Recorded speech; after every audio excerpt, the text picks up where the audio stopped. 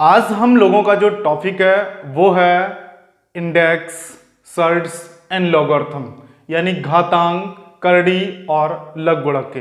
तो इसको समझ लेते हैं कि इस चैप्टर में किस प्रकार के क्वेश्चन एग्जाम में पूछे जाते हैं, और एक इंटरेस्टिंग टॉपिक भी है। सारी चीजों को अपने आप में ये समाहित करते हैं इसके जो क्वेश्चन होते हैं, इस चैप्टर के क्वेश्चन। और अगर इस चैप्टर की बात की जाए तो जो मेरी क्लास चल रही है इस YouTube सेशन में, उसमें ये 5वां चैप्टर है। और इससे पहले सबसे पहले हमने सिंप्लीफिकेशन को पढ़ाया था, इसके बाद नंबर सिस्टम था, एलसीएम एचसीएफ था और परसेंटेज, यानी 4 चैप्टर हो चुके हैं और ये 5वां चैप्टर है। और उन पिछले 4 चैप्टर जो भी हुए थे, ऐसा नहीं एक एक वीडियो हो, उसमें 4 से 5 वीडियो एक एक चैप्टर में विद एग्जाम्पल पड़े हुए हैं। शॉर्ट ट्रिक जो भी हो सकती थी वो हमने पिछले जो चैप्टर थे उनमें कंप्लीट कराया हुआ था। अब ये जो चैप्टर है उसमें प्रमुख रूप से समझने का ये प्रयास करते हैं कि जो यहाँ चैप्टर का नाम है, इंडेक्स है, घातांक, करड़ी और लघुगणक दिया हुआ है, सबसे पहले इसे ही समझ लेते हैं क्योंकि ये फार्मूला बेस्ड चैप्टर है। छोटी छोटी चीजों को समझते हैं, फार्मूला समझते हैं, फार्मूला की थीम को समझते हैं। इसके बाद जो नेक्स्ट वीडियो हमारा आएगा उसमें सारे क्वेश्चन वो क्वेश्चन होंगे जो कहीं ना कहीं किसी ना किसी एग्जाम में जरूर आए हुए होंगे। तो आज इन थीम्स को समझते हैं कि घातांक क्या है, करड़ी क्या है और लघुगणक क्या है। तो सबसे पहले यहां देखेंगे हमें दिया हुआ है इंडेक्स, इसके बाद सर्ड्स दिया हुआ है और लॉगरिथम दिया हुआ है। तो सबसे पहले हम देख लेते हैं घातांक को। घातांक, अब घातांक को पढ़ने से पहले समझते हैं कि घातांक है क्या।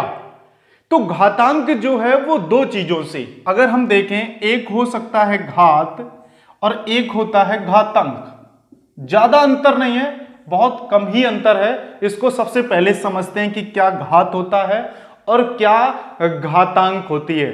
हमने यहां पे कुछ संख्याएं ली हुई है, जैसे हमने ले लिया a into A into A into A dot dot dot dot m लिया हुआ है। और ये m कैसा है, एक धन पूर्णांक है, यानी कि ये एक धन पूर्णांक है, नेगेटिव में नहीं है।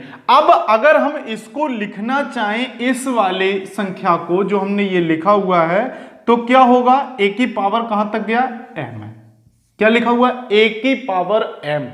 तो इसको अगर हम पढ़ेंगे तो क्या पढ़ेंगे, पढ़ेंगे a की घात m, यानी कि a की पावर कितनी है, घात को पावर कहते हैं, ठीक है, पावर। तो क्या हो गया, a की घात हो गया m। बहुत ध्यान से समझना। अब इसी में घातांकों को समझते हैं। हमने यहां पे क्या लिखा हुआ है, a की पावर m को लिखा हुआ है, ठीक है। अब a की पावर जो m लिखा हुआ है, ये क्या है, यहां पे बेस है, ठीक है, बेस है। और m क्या है, वो क्या हो जाएगा, इंडेक्स हो जाएगा। तो अगर हम इसको पढ़ना चाहें घात में तो क्या पढ़ेंगे, a की पावर m, जबकि इस m को क्या कहेंगे, तो m को कहेंगे इंडेक्स, यानी कि घातांक। यही हमारा क्या होगा, घातांक होगा। और अगर इसको पढ़ेंगे तो a की पावर m, लेकिन m है क्या, m एक घातांक संख्या है। तो इतना आपको समझ में आ रहा होगा। अब बात कर लेते हैं घात की। किसी भी संख्या में घात जितना भी हम मल्टीप्लाई कराएंगे, जैसे हमने यहां पे इसकी बात करते हैं, जैसे लिखा 2 इंटू 2 इंटू 2, तो कितनी बार, 1 2 3, तो 2 पे घात कितना हो गया, 2 की पावर हो गया 3।